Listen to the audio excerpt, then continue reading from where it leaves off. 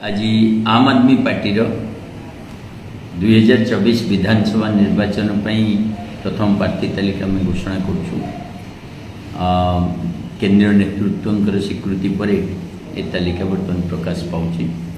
पदमपुर वाल्मीकि नायक, बरगढ़ आशीष शतपथी, अताबिरा जयकृष्ण छुरिया, भटली शाहरुख लोधिया, ब्रजराजनगर कुमुद रंजन प्रसाद, बनाई कुनी मुंडा, रेंगाड़ी सीताकांत रोहिदास, उदलारू राजकिशोर मारांडी, मोरडारू शंकरषण मिश्र, बड़चणारू विजय दास, ढेंकानालू भरत कुमार दास, अनुगुलू दीप्तिमयी दास, बलांगीर आशीष पांडे, भवानीपाटनारू रमेश नायक, नर्लारू पृथ्वीराज छेत्रिया, जी उदयगिरी जौबन मल्लिक, बौद्धरू स्मृति शाश्वती मिश्र, आठगढ़ देवी प्रसाद महापात्र, चौद्वार कटकरू विजयलक्ष्मी महापात्र, महांगारू शारदा प्रसाद दास,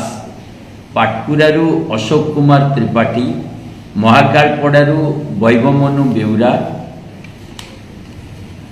बालिकुदारसमारू बरदा प्रसन्न साहू, पुरीरू सत्यजित महांती, ब्रह्मगिरी अश्विनी कुमार सामंत सिंगार, भुवनेश्वर नॉर्थरू सोमनाथ राउत, दसपल्लारू अशोक नायक, भंजनगर कविराज बेहेरा, छत्रपुर रीतिकुमार सेठी, गोपालपुर पी नीलकंठ, बरमपुर सुभाष चंद्र राउत, दिगपंडी पी मनोज कुमार, चिकिटी दुका श्रीनिवास, पार्लाखेमुंडी मनोज बड़नायक, जयपुर गौरीचरण देवशर्मा, कोरापुट कारपुर हांताल, चित्रकोंडारू शरद चंद्र गुरुडा।